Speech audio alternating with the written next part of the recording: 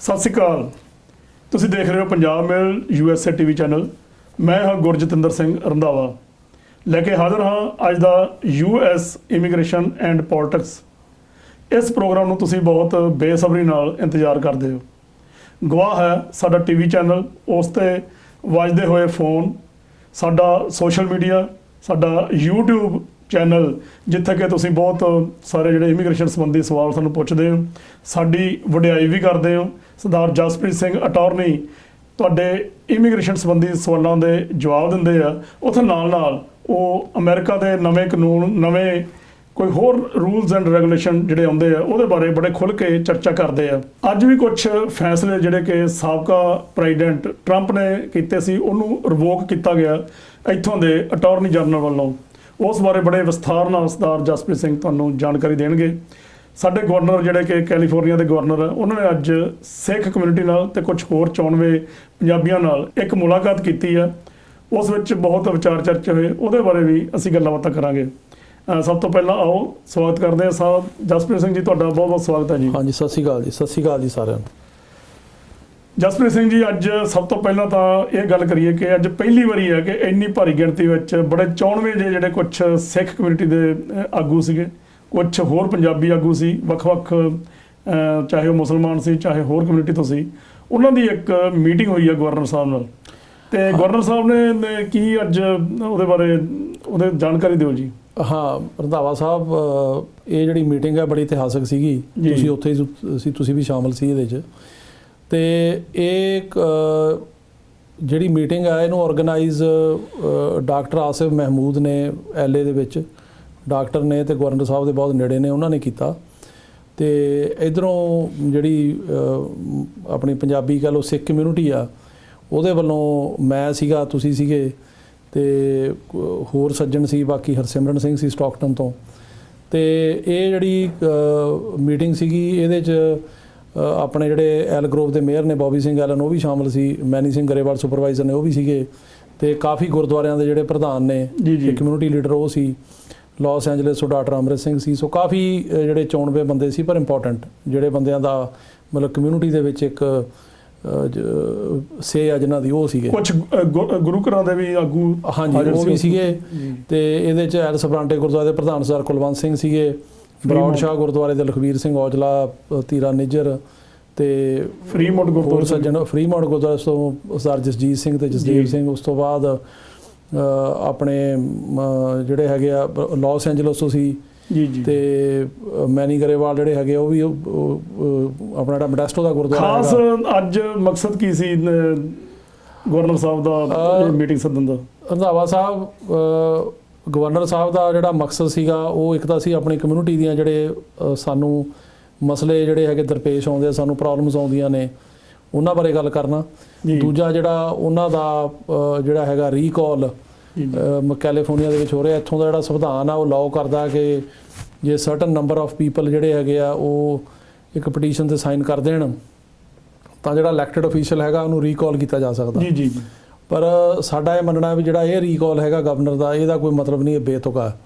ਹੁਣ ਦੇਖੋ, ਕੈਲੀਫੋਰਨੀਆ ਦਾ ਜਿਹੜਾ ਬਜਟ ਹੈਗਾ ਉਹ ਸਰਪਲਸ 'ਚ ਗਿਆ ਜੀ। ਬੜੀ ਵੱਡੀ ਗੱਲ ਆ ਕਿ ਇਹਨਾਂ ਨੇ ਇਸ ਜਿਹੜਾ ਕਰੋਨਾ ਕਾਲ ਦੇ ਦੌਰਾਨ ਮੁਲਕਾਂ ਦੇ ਬਜਟ, ਸਟੇਟਾਂ ਦੇ ਬਜਟ ਜਿਹੜੇ ਹੈਗੇ ਸਾਰੇ ਘਾਟੇ 'ਚ ਗਏ ਆ, ਪਰ ਕੈਲੀਫੋਰਨੀਆ ਦੇ ਬਜਟ $65 ਬਿਲੀਅਨ ਦਾ ਇਹਦੇ ਵਿੱਚ ਜਿਹੜਾ ਹੈਗਾ ਉਹ ਸਰਪਲਸ ਹੋਇਆ ਜੀ। ਕੋਈ ਡੈਫਿਸਿਟ ਨਹੀਂ। ਉਦੋਂ ਬਾਅਦ ਜਿਹੜੀ ਸ਼ਾਨ ਦੇ ਨਾਲ ਸਟੇਟ ਓਪਨ ਹੋਈ ਆ, ਤੇ ਇਹਦੇ ਵਿੱਚ ਕਿੰਨੀਆਂ ਜੌਬਸ ਕ੍ਰੀਏਟ ਹੋਈਆਂ ਨੇ। ਫਿਰ ਕੈਲੀਫੋਰਨੀਆ ਨੇ ਕਿੰਨੇ ਲੋਕਾਂ ਨੂੰ ਤੁਸੀਂ ਦੇਖੋ ਵੀ ਅਨਐਮਪਲੋਇਮੈਂਟ ਦਿੱਤੀ ਆ। ਤੇ ਹੁਣ ਵੀ ਗਵਰਨਰ ਸਾਹਿਬ ਨੇ ਐਲਾਨ ਕੀਤਾ ਵੀ ਜਿਨ੍ਹਾਂ ਦੇ ਰੈਂਟ ਜਿਹੜੇ ਹੈਗੇ ਉਹ ਨਹੀਂ ਪੇ ਕੀਤੇ ਜਾ ਸਕੇ, ਉਹ ਸਰਕਾਰ ਪੇ ਕਰੇਗੀ ਜੀ। ਵੈਕਸੀਨੇਸ਼ਨ ਦੇਖੋ ਕਿੰਨੀ ਕਾਮਯਾਬ ਰਹੀ ਆ। ਤੇ ਇੱਥੇ ਹਾਲ ਕੀ ਸੀ ਪਿਛਲੇ ਸਾਲ ਵੀ ਕਰੋਨਾ ਵਾਇਰਸ ਦੇ ਕੇਸ ਸਭ ਤੋਂ ਵੱਧ ਕੈਲੀਫੋਰਨੀਆ 'ਚ ਸੀਗੇ, ਤੇ ਹੁਣ ਦੇਖ ਲਓ ਕਿਵੇਂ ਕੰਟਰੋਲ ਕੀਤੇ ਗਏ ਆ। ਸੋ ਗਵਰਨਰ ਸਾਹਿਬ ਨੇ ਬਹੁਤ ਵਧੀਆ ਲੀਡਰਸ਼ਿਪ ਕੀਤੀ ਆ, ਤੇ ਉਹਨਾਂ ਦੀ ਜਿਹੜੀ ਲੀਡਰਸ਼ਿਪ ਆ ਉਹ ਬੇਮਿਸਾਲ ਆ। ਯੰਗ ਨੇ, ਐਨਰਜੈਟਿਕ ਨੇ, ਤੇ ਜੋ ਉਹਨਾਂ ਨੇ ਕੰਮ ਕੀਤਾ ਜਿਹੜਾ ਪੈਂਡੈਮਿਕ ਦੇ ਦੌਰਾਨ, ਉਹ ਆਪਣੇ ਆਪ 'ਚ ਇੱਕ ਮਿਸਾਲ ਆ।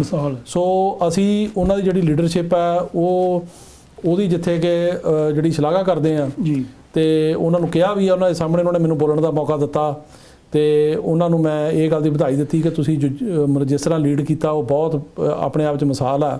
ਪਰ ਨਾਲ ਇਹ ਵੀ ਇੱਕ ਜਿਹੜਾ ਇਸ਼ੂ ਰੱਖਿਆ ਵੀ ਜਿਹੜਾ ਰੀਕਾਲ, ਇਹਦਾ ਕੋਈ ਮਤਲਬ ਨਹੀਂ ਆ ਜਦੋਂ ਤੁਹਾਡਾ ਜਿਹੜਾ ਹੈਗਾ ਬਜਟ ਸਰਪਲਸ ਹੈ, ਜੌਬਾਂ ਕ੍ਰੀਏਟ ਹੋ ਰਹੀਆਂ, ਇਕਨੋਮੀ ਖੁੱਲ੍ਹ ਗਈ ਆ ਜੀ, ਉਦੋਂ ਬਾਅਦ ਜਿਹੜਾ ਕਰੋਨਾ ਵਾਇਰਸ ਹੈ ਇਹਦੇ ਉੱਤੇ ਕੰਟਰੋਲ ਪਾਇਆ ਜਾ ਚੁੱਕਾ ਹੈ। ਤੇ ਰੀਕਾਲ ਕਿਹੜੀ ਗੱਲ ਦਾ? ਜੀ, ਰੀਕਾਲ ਦਾ ਕੋਈ ਇਸ਼ੂ ਹੋਣਾ ਚਾਹੀਦਾ ਨਾ। ਜੀ ਜੀ। ਹੁਣ ਜਿਹੜੇ ਕਰਨ ਵਾਲੇ ਨੇ ਰੀਕਾਲ, ਉਹ ਬੰਦੇ ਉਹ ਨੇ ਜਿਹੜੇ ਬੰਦੇ ਕਿ ਵਾਈਟ ਜਿਹੜੇ ਹੈਗੇ ਸੁਪਰਮੇਸਿਸਟ ਜਿਹੜੇ ਗਰੁੱਪ ਨੇ ਉਹਨਾਂ ਦੇ ਬੰਦੇ ਨੇ ਜੀ। ਤੇ ਜਿਹੜੇ ਬੰਦੇ ਕਿ ਇਮੀਗ੍ਰੈਂਟਸ ਨੂੰ ਹੇਟ ਕਰਦੇ ਨੇ, ਉਹਨਾਂ ਦਾ ਇੱਕ ਇਹ ਵੀ ਇਲਜ਼ਾਮ ਹੈ ਵੀ ਜਿਹੜੇ ਗਵਰਨਰ ਸਾਹਿਬ ਨੇ ਇਹ ਸਾਰੇ ਇਮੀਗ੍ਰੈਂਟਸ ਦੇ ਹੱਕ 'ਚ ਨੇ ਜੀ। ਤੇ ਅਸੀਂ ਤਾਂ ਹੁਣ ਹੈ ਹੀ ਇਮੀਗ੍ਰੈਂਟ ਕਮਿਊਨਿਟੀ ਦੇ। ਸੋ ਇਸ ਕਰਕੇ ਮੇਰਾ ਅਗਲਾ ਸਵਾਲ ਇਹੋ ਸੀਗਾ ਵੀ ਜੇ ਰਿਵੋਕ ਹੋ ਜਾਂਦੇ ਆ ਇਮੀਗ੍ਰੇਸ਼ਨ ਤੇ ਕੀ ਇਫੈਕਟ ਪਏਗਾ? ਇਹਦਾ ਕਾਫੀ ਵੱਡਾ ਇਫੈਕਟ ਪਏਗਾ, ਕਿਉਂਕਿ ਜਿਹੜਾ ਕੈਲੀਫੋਰਨੀਆ ਦਾ ਗਵਰਨਰ ਆ ਜੀ, ਉਹ ਜਿਵੇਂ ਹੁਣ ਟਰੰਪ ਨੇ ਐਗਜ਼ੈਕਟਿਵ ਆਰਡਰ ਕੀਤੇ ਆ ਜਿਹਦੇ ਬਾਰੇ ਆਪਾਂ ਗੱਲ ਕਰਾਂਗੇ, ਜਿਹੜਾ ਤੁਸੀਂ ਜ਼ਿਕਰ ਵੀ ਕੀਤਾ ਸੀ ਕਿ ਉਹਨੇ ਕੁਝ ਆਰਡਰ ਕੀਤੇ ਸੀ, ਉਹਦੀ ਸਰਕਾਰ ਨੇ ਜਿਹੜੇ ਕਿ ਇਹਨਾਂ ਨੇ ਰਿਵੋਕ ਕੀਤੇ ਆ। ਇੱਦਾਂ ਹੀ ਗਵਰਨਰ ਜਿਹੜਾ ਐਗਜ਼ੈਕਟਿਵ ਆਰਡਰ ਕਰਕੇ ਜਿਹੜੇ ਇਮੀਗ੍ਰੈਂਟਸ ਨੇ ਉਹਨਾਂ ਦੇ ਕਾਫੀ ਸਖਤੀ ਕਰ ਸਕਦਾ। ਹੁਣ ਜਿਹੜਾ ਟੈਕਸਸ ਦਾ ਗਵਰਨਰ ਆ ਉਹ ਕਹਿ ਰਿਹਾ ਵੀ ਅਸੀਂ ਕੰਧ ਬਣਾਵਾਂਗੇ ਜੀ। ਹਾਲਾਂਕਿ ਤੁਸੀਂ ਦੇਖੋ ਵੀ ਜਿਹੜੀ ਫੈਡਰਲ ਗਵਰਨਮੈਂਟ ਆ ਉਹਨਾਂ ਨੇ ਪ੍ਰੈਜ਼ੀਡੈਂਟ ਬਾਈਡਨ ਨੇ ਉਹ ਜਿਹੜੀ ਦੀਵਾਰ ਆ ਉਹਦਾ ਜਿਹੜਾ ਸੀਗਾ ਸਾਰਾ ਕੰਮ ਬੰਦ ਕਰਤਾ ਤੇ ਉਹਦੇ ਜਿਹੜੇ ਪੈਸੇ ਹੈਗੇ ਉਹ ਡਿਫੈਂਸ ਡਿਪਾਰਟਮੈਂਟ ਨੂੰ ਵਾਪਸ ਕਰਤੇ। ਹੁਣ ਟੈਕਸਸ ਦਾ ਗਵਰਨਰ ਜਿਹੜਾ ਰਿਪਬਲਿਕਨ ਆ ਉਹ ਕਹਿੰਦਾ ਅਸੀਂ ਜਿਹੜੀ ਸਖਤੀ ਵੀ ਕਰਾਂਗੇ, ਦੀਵਾਰ ਵੀ ਬਣਾਵਾਂਗੇ। ਤੇ ਜੇ ਉਹੋ ਜਿਹਾ ਗਵਰਨਰ ਕੈਲੀਫੋਰਨੀਆ 'ਚ ਵੀ ਆ ਜਾਂਦਾ, ਇਹਦਾ ਅਨਐਮਪਲੋਇਮੈਂਟ 'ਤੇ ਵੀ ਫਰਕ ਪੈਣਾ। ਇਹਦਾ ਜਿਹੜੇ ਇੱਥੇ ਇਮੀਗ੍ਰੈਂਟਸ ਆ, ਕੋਈ ਕੈਲੀਫੋਰਨੀਆ ਦਾ ਬਹੁਤ ਜ਼ਿਆਦਾ ਇਮੀਗ੍ਰੈਂਟ ਜਿਹੜੀ ਹੈਗੀ ਪੋਪੂਲੇਟਡ ਸਟੇਟ ਆ, ਇਹ 'ਤੇ ਵੀ ਅਸਰ ਪੈਣਾ, ਖਾਸ ਕਰਕੇ ਮਿਨੋਰਟੀਜ਼ 'ਤੇ ਅਸਰ ਪੈਣਾ ਜੀ ਜੀ, ਜਿਨ੍ਹਾਂ ਵਿੱਚ ਕਿ ਆਪਣੇ ਸਿੱਖ ਆ ਗਏ, ਮੁਸਲਮਾਨ ਵੀਰ ਆ ਗਏ, ਉਦੋਂ ਬਾਅਦ ਹਿਸਪੈਨਿਕ ਲੋਕ ਜਿਹੜੇ ਆ ਉਹ ਚਾਈਨੀਜ਼ ਆ ਗਏ। ਹੁਣ ਇੱਥੇ ਕਾਫੀ ਚਾਈਨੀਜ਼ ਨੇ, ਹਾਂ ਜੈਪਨੀਜ਼ ਆ ਗਏ ਤੇ ਵੀਅਤਨਾਮੀਜ਼ ਆ ਗਏ, ਤੇ ਮਤਲਬ ਇੱਥੇ ਹਰ ਕਿਸਮ ਦੇ ਹੀ ਲੋਕ ਹੈਗੇ ਜੀ ਜੀ। ਇਹਦਾ ਫਰਕ ਪੈਣਾ। ਸੋ ਇਸ ਕਰਕੇ ਮੇਰੇ ਹਿਸਾਬ ਨਾਲ ਵੀ ਜਿਹੜਾ ਇਹ ਰੀਕਾਲ ਆ ਇਹ ਬਿਲਕੁਲ ਨਹੀਂ ਹੋਣਾ ਚਾਹੀਦਾ, ਕਿਉਂਕਿ ਇਹਦੇ ਪਿੱਛੇ ਕੋਈ ਸੈਂਸ ਨਹੀਂ, ਕੋਈ ਤੁਕ ਨਹੀਂ ਬਣਦੀ।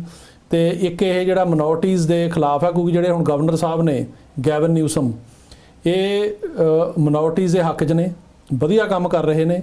ਪੈਂਡੈਮਿਕ ਨੂੰ ਇਹਨਾਂ ਨੇ ਕੰਟਰੋਲ ਕੀਤਾ, ਜੌਬਾਂ ਇੱਥੇ ਕ੍ਰੀਏਟ ਕੀਤੀਆਂ ਨੇ, ਇਕਨੋਮੀ ਸਾਰੀ ਖੁੱਲ੍ਹ ਗਈ ਆ ਜੀ ਜੀ। ਤੇ ਇਸ ਕਰਕੇ ਹੁਣ ਦੇਖੋ ਇਹਨਾਂ ਨੇ ਆਪਣੀ ਪੰਜਾਬੀ ਸਿੱਖ ਕਮਿਊਨਿਟੀ 'ਚੋਂ ਮੈਨੀ ਗਰੇਵਾਲ ਨੂੰ ਅਪਾਇੰਟ ਕੀਤਾ ਤੇ ਉਹਨਾਂ ਦੀ ਅਪਾਇੰਟਮੈਂਟ ਕੀਤੀ ਆ, ਤੇ ਉਹਦੇ ਵਾਸਤੇ ਆਪਾਂ ਅੱਜ ਉਹਨਾਂ ਨੂੰ ਜਿਹੜਾ ਹੈਗਾ ਧੰਨਵਾਦ ਵੀ ਦਿੱਤਾ ਹੈਗਾ ਸਮੂਹ ਰੂਪ 'ਚ। ਤੇ ਪਰ ਮਤਲਬ ਕਹਿਣ ਦਾ ਵੀ ਅੱਜ ਉਹਨਾਂ ਨੇ ਬੋਲ ਕੇ ਵੀ ਗੱਲ ਇਹ ਕਹੀ ਆ। ਹੁਣ ਆਪਾਂ ਗੱਲ ਕਰੀਏ ਇਸ਼ੂਜ਼ ਜਿਹੜੇ ਆਪਾਂ ਅੱਜ ਉਹਨਾਂ ਅੱਗੇ ਠਾਏ ਜੀ। ਸੋ ਪਹਿਲੀ ਗੱਲ ਤਾਂ ਇਹ ਹੈਗੀ ਆ ਵੀ ਸਿੱਖ ਕਮਿਊਨਿਟੀ ਵੱਲੋਂ ਅੱਜ ਜਿਹੜੀ ਗਵਰਨਰ ਸਾਹਿਬ ਨਾਲ 1 ਘੰਟਾ ਗੱਲਬਾਤ ਹੋਈ, ਉਹਦੇ ਵਿੱਚ ਬੇਸਿਕਲੀ ਜਿਹੜੀ ਗੱਲ ਕੀਤੀ ਗਈ, ਇੱਕ ਤਾਂ ਉਹ ਜਿਹੜੀ ਇੰਡੀਆ ਦੇ ਵਿੱਚ ਆਪਣੇ ਪੰਜਾਬ ਦੇ ਵਿੱਚ ਫਾਰਮਰਾਈਟੇਸ਼ਨ ਚੱਲਦੀ ਆ ਉਹਦੇ ਬਾਰੇ ਗੱਲ ਕੀਤੀ ਗਈ ਜੀ। ਉਹਦੇ ਬਾਰੇ ਕਿਹਾ ਗਿਆ ਵੀ ਕੈਲੀਫੋਰਨੀਆ ਵੀ ਇੱਕ ਜਿਹੜੀ ਫਾਰਮਿੰਗ ਸਟੇਟ ਆ, ਤੇ ਇਹਦੇ ਬਾਰੇ ਗਵਰਨਰ ਸਾਹਿਬ ਨੂੰ ਇਹ ਕਿਹਾ ਵੀ ਤੁਸੀਂ ਇਹਦੇ ਬਾਰੇ ਆਵਾਜ਼ ਉਠਾਓ, ਕੋਈ ਨਾ ਕੋਈ ਇਹਦੇ ਬਾਰੇ ਗੱਲ ਕਰੋ, ਤੇ ਇਹਦੇ ਬਾਰੇ ਇਸ ਇਸ਼ੂ ਦੇ ਉੱਤੇ ਤੁਸੀਂ ਆਪਣੀ ਵਾਇਸ ਰੇਜ਼ ਕਰੋ। ਤੇ ਉਹ ਕਹਿੰਦੇ ਆ ਕਿ ਮੈਂ ਕਰਾਂਗਾ। ਉਹਨਾਂ ਦੇ ਇਹ ਸਾਰਾ ਮਸਲਾ ਧਿਆਨ 'ਚ ਲਿਆਂਦਾ ਗਿਆ ਵੀ ਉੱਥੇ ਕਿਸ ਤਰ੍ਹਾਂ ਹਿਊਮਨ ਰਾਈਟਸ ਜਿਹੜੇ ਹੈਗੇ ਆ ਉਹ ਵਾਇਲੇਟ ਹੋ ਰਹੇ ਆ। ਦੂਸਰਾ ਜਿਹੜਾ ਗਵਰਨਰ ਸਾਹਿਬ ਦੇ ਧਿਆਨ 'ਚ ਗੱਲ ਲਿਆਂਦੀ, ਤੇ ਜੋ ਕਿ ਮੈਂ ਲਿਆਂਦੀ ਬੋਲ ਕੇ, ਉਹ ਸੀ ਹੇਟ ਕ੍ਰਾਈਮ ਬਾਰੇ ਜੀ। ਉਹਨਾਂ ਨੂੰ ਇਹ ਕਿਹਾ ਵੀ ਜਿਹੜੀ ਸਿੱਖ ਕਮਿਊਨਿਟੀ ਆ ਉਹ ਹੇਟ ਕ੍ਰਾਈਮ ਦੇ ਮਤਲਬ ਸ਼ਿਕਾਰ ਹੈਗੀ ਆ ਅਮਰੀਕਾ ਦੇ ਵਿੱਚ, ਤੇ ਸਾਡੇ ਅਗੇਂਸਟ ਹੇਟ ਕ੍ਰਾਈਮ ਹੁੰਦਾ, ਤੇ ਇਹਦੇ ਬਾਰੇ ਜਿਹੜੀ ਸਰਕਾਰ ਆ ਉਹਨੂੰ ਹੋਰ ਸਖਤੀ ਕਰਨੀ ਚਾਹੀਦੀ ਆ, ਤੇ ਜਿਹੜੀਆਂ ਮਿਨੋਰਟੀਜ਼ ਹੈਗੀਆਂ ਇਹਨਾਂ ਦੀ ਜ਼ਿਆਦਾ ਪ੍ਰੋਟੈਕਸ਼ਨ ਹੋਣੀ ਚਾਹੀਦੀ ਆ ਜੀ। ਇਹਦੇ ਬਾਰੇ ਵੀ ਗਵਰਨਰ ਸਾਹਿਬ ਨੇ ਬੜਾ ਹਾਂ ਪੱਖੀ ਜਿਹੜਾ ਸੀਗਾ ਉਹ ਉਹਨਾਂ ਦਾ ਐਟੀਟਿਊਡ ਸੀਗਾ। ਉਹਨਾਂ ਨੇ ਕਿਹਾ ਮੈਂ ਚੰਗੀ ਤਰ੍ਹਾਂ ਜਾਣਦਾ ਵੀ ਸਤੰਬਰ 11 2001 ਤੋਂ ਬਾਅਦ ਸਿੱਖਾਂ ਨਾਲ ਕੀ ਹੋਇਆ, ਤੇ ਸਿੱਖ ਕਮਿਊਨਿਟੀ ਜਿਹੜੀ ਹੈ ਕਿਸ ਤਰ੍ਹਾਂ ਜਿਹੜੀ ਮਿਸਟੇਕਨ ਆਇਡੈਂਟੀਟੀ ਦੀ ਸ਼ਿਕਾਰ ਹੈ, ਤੇ ਕਿੰਨੇ ਹੇਟ ਕ੍ਰਾਈਮ ਹੋਏ ਨੇ, ਤੇ ਅਸੀਂ ਹੇਟ ਕ੍ਰਾਈਮ ਦੇ ਬਿਲਕੁਲ ਖਿਲਾਫ ਹਾਂ। ਤਾਂ ਹੇਟ ਕ੍ਰਾਈਮ ਅਸੀਂ ਨਹੀਂ ਹੋਣ ਦੇ, ਜੇ ਹੋਵੇ ਤਾਂ ਉਹਨੂੰ ਅਸੀਂ ਪੂਰੇ ਜ਼ੋਰ ਸ਼ੋਰ ਦੇ ਨਾਲ ਪ੍ਰੋਸੀਕਿਊਟ ਕਰਦੇ ਹਾਂ। ਸਾਡੀ ਜ਼ੀਰੋ ਟੋਲਰੈਂਸ ਪਾਲਿਸੀ ਇਹਦੇ ਪ੍ਰਤੀ। ਇੱਕ ਉਹਨਾਂ ਨੇ ਹੋਰ ਬੜੀ ਇੰਪੋਰਟੈਂਟ ਗੱਲ ਕਹੀ, ਉਹਨਾਂ ਨੇ ਕਿਹਾ ਜਿਹੜੀ ਗੱਲ ਆਪਾਂ ਅਕਸਰ ਕਰਦੇ ਹਾਂ ਜੀ, ਇਹੀ ਗੱਲ ਉਹਨਾਂ ਨੇ ਕਹੀ ਕਿ ਜਿਹੜੇ ਪੰਜਾਬੀ ਨੇ ਸਿੱਖ ਕਮਿਊਨਿਟੀ ਆ ਉਹਨਾਂ ਨੂੰ ਚਾਹੀਦਾ ਕਿ ਉਹ ਇਸ ਮੁਲਕ ਦੇ ਵਿੱਚ ਤੇ ਖਾਸ ਕਰਕੇ ਕੈਲੀਫੋਰਨੀਆ ਸਟੇਟ ਦੇ ਵਿੱਚ ਪੋਲਿਟਿਕਸ 'ਚ ਹਿੱਸਾ ਲੈਣ। ਬਿਲਕੁਲ, ਜੇ ਤੁਸੀਂ ਇੱਥੇ ਇਲੈਕਸ਼ਨ 'ਚ ਖੜੇ ਹੁੰਦੇ ਹੋ ਜਾਂ ਤੁਸੀਂ ਨੋਮੀਨੇਟ ਹੁੰਦੇ ਆ ਤਾਂ ਉਹਦੇ ਨਾਲ ਤੁਹਾਡੀ ਪਛਾਣ ਬਣਦੀ ਆ, ਲੋਕਾਂ ਨਾਲ ਤੁਹਾਡੀ ਜਿਹੜੀ ਹੈਗੀ ਇੰਟਰੈਕਸ਼ਨ ਵੱਧਦੀ ਆ, ਲੋਕਾਂ ਨੂੰ ਪਤਾ ਲੱਗਦਾ ਵੀ ਤੁਹਾਡੀ ਕੀ ਜਿਹੜੀ ਹੈਗੀ ਕੈਲੀਬਰ ਆ, ਕੁਆਲਿਟੀ ਆ, ਤੇ ਉਹਨਾਂ ਦੀ ਜਿਹੜੀ ਹੇਟਰੇਡ ਹੁੰਦੀ ਆ ਆਪਣੇ ਆਪ ਘਟ ਜਾਂਦੀ ਆ। ਤੇ ਉਹਨਾਂ ਨੇ ਉਹੀ ਕਿਹਾ ਕਿ ਮੈਂ ਮੈਨੀ ਗਰੇਵਾਲ ਨੂੰ ਪੁਆਇੰਟ ਕੀਤਾ, ਤੇ ਪਲੱਸ ਮੈਂ ਹੋਰ ਬੰਦੇ ਵੀ ਆਉਂਦੇ ਦਿਨਾਂ ਦੇ ਵਿੱਚ ਪੁਆਇੰਟ ਕਰਾਂਗਾ। ਇਹ ਵੀ ਬਹੁਤ ਇੱਕ ਵੱਡੀ ਗੱਲ ਹੈ ਵੀ ਜਿਹੜਾ ਕੈਲੀਫੋਰਨੀਆ ਦੇ ਗਵਰਨਰ ਨੇ ਕਿਹਾ ਵੀ ਮੈਂ ਆਉਂਦੇ ਦਿਨਾਂ ਵਿੱਚ। ਫਿਰ ਉਹਨਾਂ ਨੇ ਪ੍ਰਸ਼ੰਸਾ ਵੀ ਕੀਤੀ ਹੈ ਕਿ ਸਿੱਖ ਕੌਮ ਦਾ ਜਿਹੜਾ ਬੜਾ ਵੱਡਾ ਯੋਗਦਾਨ ਅਮਰੀਕਾ 'ਚ, ਹਾਂ ਉਹਨਾਂ ਨੇ ਇਕਨੋਮੀ 'ਚ, ਤੇ ਹੋਰ ਵੀ ਉਹਨਾਂ ਨੇ ਕਿਹਾ ਵੀ ਜਿਹੜੀ ਸਿੱਖ ਕੌਮ ਦਾ ਬਹੁਤ ਵੱਡਾ ਯੋਗਦਾਨ ਆ, ਮੈਂ ਸਿੱਖਾਂ ਦੀ ਬਹੁਤ ਰਿਸਪੈਕਟ ਕਰਦਾ, ਤੇ ਇਸ ਕਰਕੇ ਤੇ ਬਾਕੀ ਇਹ ਇੱਕ ਬਹੁਤ ਹਾਂ ਪੱਖੀ ਜਿਹੜੀ ਆਪਾਂ ਕਹਿ ਸਕਦੇ ਹਾਂ ਮੀਟਿੰਗ ਚੰਗਾ ਹੋਈ ਉਪਰਾਲਾ ਸੀਗਾ ਬਿਲਕੁਲ। ਤੇ ਜਿਹਦੇ ਨਾਲ ਕਿ ਅਸੀਂ ਮਤਲਬ ਸਿੱਖ ਕਮਿਊਨਿਟੀ ਵੱਲੋਂ ਉਹਨਾਂ ਨੂੰ ਜਿਹੜੀਆਂ ਸਾਡੀਆਂ ਮੁਸ਼ਕਲਾਂ ਉਹਨਾਂ ਬਾਰੇ ਵੀ ਦੱਸਿਆ, ਪਲੱਸ ਉਹਨਾਂ ਦੀ ਸਪੋਰਟ ਵੀ ਕੀਤੀ ਹੈ ਇਸ ਟਾਈਮ 'ਚ ਜਿੱਥੇ ਕਿ ਉਹਨਾਂ ਨੂੰ ਸਾਡੀ ਸਪੋਰਟ ਚਾਹੀਦੀ ਆ ਜੀ। ਆਪਾਂ ਇੱਕ ਵਾਰੀ ਫੇਰ ਜਿਹੜੇ ਨਵੇਂ ਰੂਲਸ ਐਂਡ ਰੈਗੂਲੇਸ਼ਨ ਬਣੇ ਉਧਰ ਨੂੰ ਥੋੜਾ ਜਿਹਾ ਕਰੀਏ। ਪਿਛਲੇ ਪ੍ਰੈਜ਼ੀਡੈਂਟ ਟਰੰਪ ਵੱਲੋਂ 2 ਇਸ ਤਰ੍ਹਾਂ ਦੇ ਕਾਨੂੰਨ ਰੂਲਸ ਬਣਾਏ ਗਏ ਸੀ ਕਿ ਜਿਹੜੇ ਪੋਲੀਟੀਕਲ ਅਸਾਈਲਮ ਲੈਂਦੇ ਸੀ ਉਹਨਾਂ 'ਚ ਇੱਕ ਨੂੰ ਤਾਂ ਜਿਵੇਂ ਗੈਂਗਸ ਵਾਰ ਵਾਲੇ ਸੀ ਉਹ ਟੋਟਲ ਬੈਨ ਕਰ ਦਿੱਤਾ ਸੀ ਉਹਨੇ। ਦੂਜਾ ਫੈਮਿਲੀ ਕੋਈ ਹੁੰਦਾ ਸੀਗਾ ਉਹਨਾਂ ਨੂੰ ਮਤਲਬ ਦਿੰਦੇ ਨਹੀਂ ਸੀਗੇ ਆਪਣਾ ਪੋਲੀਟੀਕਲ ਅਸਾਈਲਮ। ਹੁਣ ਅਟਾਰਨੀ ਜਨਰਲ ਨੇ ਇੱਥੋਂ ਦੇ ਜਿਹੜੇ ਅਟਾਰਨੀ ਜਨਰਲ ਆ ਉਹਨਾਂ ਨੇ ਉਸ ਰੂਲਸ ਨੂੰ ਜਿਹੜਾ ਰੈਗੂਲੇਸ਼ਨ ਸੀਗਾ ਉਹਨੂੰ ਰਿਵੋਕ ਕਰ ਦਿੱਤਾ। ਉਹਦੇ ਬਾਰੇ ਕੀ ਹੈਗਾ ਜੀ ਅਪਡੇਟ? ਰੰਧਾਵਾ ਸਾਹਿਬ, ਤੁਹਾਨੂੰ ਯਾਦ ਹੋਊਗਾ ਵੀ ਆਪਾਂ ਆਪਣੇ ਪ੍ਰੋਗਰਾਮਾਂ ਰਾਹੀਂ ਜਦੋਂ ਟਰੰਪ ਪ੍ਰੈਜ਼ੀਡੈਂਟ ਸੀ ਉਦੋਂ ਬਾਅਦ ਵੀ ਲਗਾਤਾਰ ਇਹ ਕਹਿੰਦੇ ਰਹੇ ਆ ਕਿ ਟਰੰਪ ਕਿਸ ਤਰ੍ਹਾਂ ਜਿਹੜੇ ਇਮੀਗ੍ਰੇਸ਼ਨ ਦੇ ਕਾਨੂੰਨ ਨੇ ਅਮਰੀਕਾ ਦੇ ਉਹਨਾਂ ਨਾਲ ਖਿਲਵਾੜ ਕਰ ਰਿਹਾ ਜੀ। ਤੇ ਸਮੇਂ-ਸਮੇਂ ਤੇ ਆਪਾਂ ਜਾਣਕਾਰੀ ਹਮੇਸ਼ਾ ਦਿੱਤੀ ਆ ਕਿ ਉਹਨੇ ਅਸਾਈਲਮ ਦੇ ਰੂਲਾਂ ਦੇ ਵਿੱਚ ਕੀ ਚੇਂਜਸ ਕੀਤੀਆਂ, ਫੇਰ ਬਦਲ ਕੀਤੇ ਨੇ। ਉਹਦੇ ਇਲਾਵਾ H1 'ਚ ਕੀ ਕੀਤੇ ਨੇ, ਉਹਨੇ ਜਿਹੜੇ ਬੈਨ ਲਾਏ ਸੀ ਉਹ ਕੀ ਸੀ। ਤੇ ਇਹ ਜਿਹੜੇ ਅਸਾਈਲਮ ਜਿਹੜਾ ਪੋਲੀਟੀਕਲ ਅਸਾਈਲਮ ਦੇ ਵਿੱਚ ਜਿਹੜਾ ਸਿਸਟਮ ਹੈ ਅਮਰੀਕਾ 'ਚ ਇਹਦੇ ਵਿੱਚ ਟਰੰਪ ਜਿਹੜਾ ਸੀਗਾ ਉਹ ਇਹ ਚਾਹੁੰਦਾ ਸੀ ਵੀ ਇਸ ਸਿਸਟਮ ਨੂੰ ਬਹੁਤ ਜ਼ਿਆਦਾ ਕਟੇਲ ਕਰਨਾ ਜੀ। ਅੱਬਲ ਤਾਂ ਬੰਦ ਹੀ ਹੋ ਜਾਵੇ, ਜੇ ਬੰਦ ਨਾ ਵੀ ਉਹ ਕਰ ਸਕੇ ਤਾਂ ਇਹਨੂੰ ਇੰਨਾ ਕੁ ਸੀਮਿਤ ਕਰ ਦਿਓ ਵੀ ਬਹੁਤ ਘੱਟ ਬੰਦੇ ਅਸਾਈਲਮ ਲੈ ਸਕਣ। ਤੇ ਇਹ ਉਹਦੀ ਨੀਤੀ ਸੀ ਮਤਲਬ ਸ਼ੁਰੂ ਤੋਂ ਹੀ। ਇਹਦੇ ਤਹਿਤ ਹੀ ਉਹਨੇ ਬਾਰਡਰ ਦੇ ਉੱਤੇ ਜ਼ੀਰੋ ਟੋਲਰੈਂਸ ਪਾਲਿਸੀ ਕੀਤੀ। ਜਿਹੜੇ ਬੰਦੇ ਆਉਂਦੇ ਆ ਉਹਨਾਂ ਨੂੰ ਕ੍ਰੈਡੀਬਲ ਫੀਅਰ 'ਚੋਂ ਫੇਲ ਕਰਕੇ ਸਿੱਧਾ ਡਿਪੋਰਟ ਕੀਤਾ ਗਿਆ। ਜਹਾਜ਼ਾਂ ਦੇ ਜਹਾਜ਼ ਭਰ ਕੇ ਗਏ ਵਾਪਸ। ਜਿਹੜੇ ਹੋਰਾਂ ਮੁਲਕਾਂ ਤੋਂ ਜਿਹਨਾਂ ਨੂੰ ਰਿਮੇਨ ਇਨ ਮੈਕਸੀਕੋ ਪਾਲਿਸੀ ਰੱਖ ਕੇ ਮੈਕਸੀਕੋ 'ਚ ਰੱਖਿਆ ਗਿਆ ਵੀ ਐਂਟਰ ਨਾ ਹੁਣ ਉੱਥੇ ਕੇਸ ਲੜਨ ਆਪਣੇ। 3 ਮੁਲਕਾਂ ਨਾਲ ਸਮਝੌਤੇ ਕੀਤੇ ਜਿਹਦੇ ਵਿੱਚ ਕਿ ਆ ਗਿਆ ਜਿਹੜਾ ਐਲ ਸੈਲਵਾਡੋਰ, ਗੁਆਟੇਮਾਲਾ, ਹੰਡੋਰਸ। ਤੇ ਉਹਨਾਂ ਨੂੰ ਕਿਹਾ ਵੀ ਉੱਥੋਂ ਹੀ ਜਿਹੜੇ ਆਉਂਦੇ ਪਹਿਲਾਂ ਅਸਾਈਲਮ ਉੱਥੇ ਅਪਲਾਈ ਕਰਨ ਇੱਦਾਂ ਦੇ।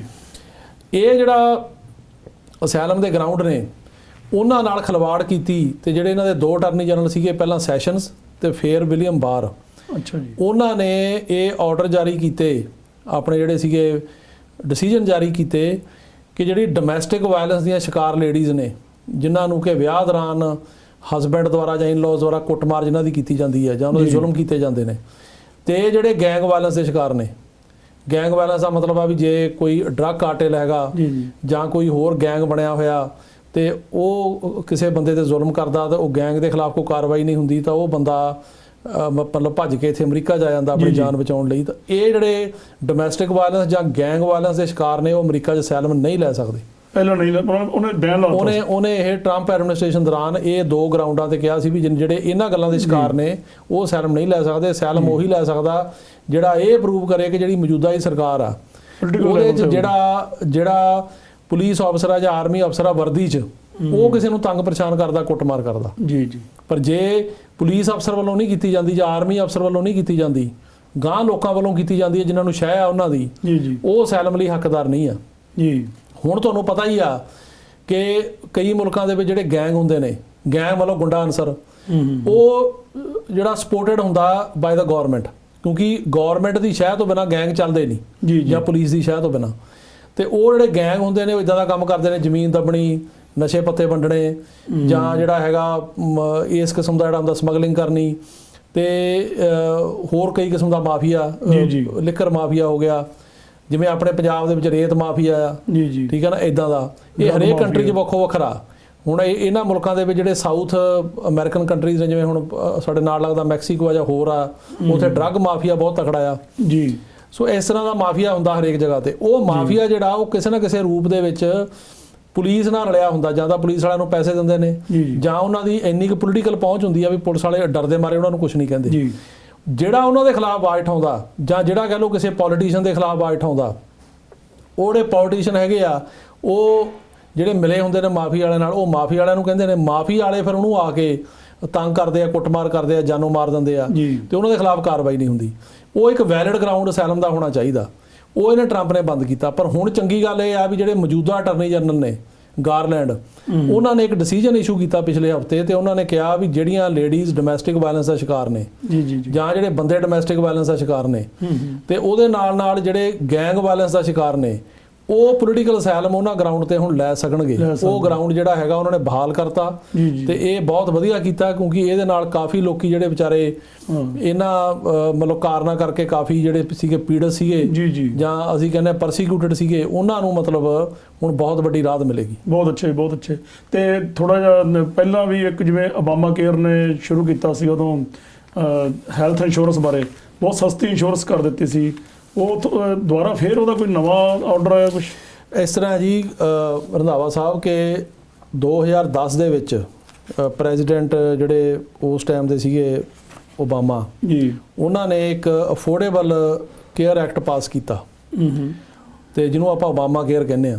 ਉਦੋਂ ਪਹਿਲਾਂ ਇਹ ਹੁੰਦਾ ਸੀ ਵੀ ਹੈਲਥ ਇੰਸ਼ੋਰੈਂਸ ਬਹੁਤ ਘੱਟ ਲੋਕਾਂ ਕੋਲ ਸੀ, ਉਹ ਜਿਹੜੀ ਲੈਂਦੇ ਸੀ ਉਹਦੇ ਵਿੱਚ ਵੀ ਪ੍ਰੀ ਐਗਜ਼ਿਸਟਿੰਗ ਕੰਡੀਸ਼ਨ ਪਹਿਲਾਂ ਪੁੱਛਦੇ ਸੀ ਵੀ ਤੁਹਾਨੂੰ ਕੋਈ ਬਿਮਾਰੀ ਤਾਂ ਨਹੀਂ ਹੈਗੀ, ਜੇ ਹੈਗੀ ਆ ਤਾਂ ਮਿਲਦੀ ਨਹੀਂ ਸੀ ਹੈਲਥ ਇੰਸ਼ੋਰੈਂਸ, ਵੀ ਕਹਿ ਲਓ ਵੀ ਸਿਰਫ ਹੈਲਥੀ ਬੰਦੇ ਕੋਲ ਹੁੰਦੀ ਸੀ, ਜਾਂ ਫਿਰ ਜਿਹੜੇ ਬਜ਼ੁਰਗ ਨੇ ਉਹਨਾਂ ਕੋਲ ਮੈਡੀਕੇਅਰ ਮੈਡੀਕਲ ਇਹ ਹੁੰਦੇ ਸੀ। ਜੀ ਬਿਲਕੁਲ। ਜਿਹੜੇ ਬੰਦੇ ਹੁਣ ਅੱਧ-ਖੜ ਉਮਰ ਦੇ ਆ, ਜਵਾਨੀ ਦੀ ਉਮਰ ਦੇ ਆ, ਉਹਨਾਂ ਵਿੱਚੋਂ ਬਹੁਤਿਆਂ ਕੋਲ ਹੈਲਥ ਇੰਸ਼ੋਰੈਂਸ ਹੈ ਨਹੀਂ ਸੀ, ਜਾਂ ਬੱਚਿਆਂ ਕੋਲ ਸੀ ਜਾਂ ਜਿਹੜੇ ਹੈਗੇ ਬਜ਼ੁਰਗਾਂ ਕੋਲ ਸੀ। ਉਹ ਜਿਹੜੀ ਮਤਲਬ ਇਹਨੇ ਬਹੁਤ ਵੱਡਾ ਉਹ ਕਦਮ ਚੱਕਿਆ ਤੇ ਉਹ ਅਫੋਰਡੇਬਲ ਜਿਹੜਾ ਐਕਟ ਹੈਗਾ ਉਹ ਪਾਸ ਹੋਇਆ।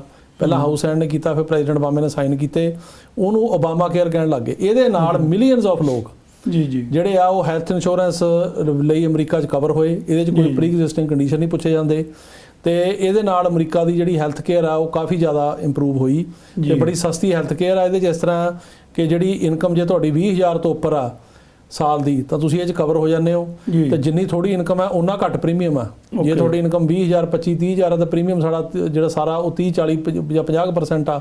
ਜੇ ਤੁਹਾਡੀ ਇਨਕਮ ਜਿਹੜੀ ਹੈਗੀ ਆ ਉਹ ਜਿਉਂ-ਜਿਉਂ ਵਧੀ ਜਾਂਦੀ ਆ ਉਹਨਾਂ ਜਿਹੜਾ ਪ੍ਰੀਮੀਅਮ ਹੈ ਉਹ ਵੀ ਵਧੀ ਜਾਂਦਾ। ਤੇ ਜੇ ਤੁਹਾਡੀ 1 ਲੱਖ ਤੱਕ ਇਨਕਮ ਹੈਗੀ ਤਾਂ ਪ੍ਰੀਮੀਅਮ $1,200 ਆ।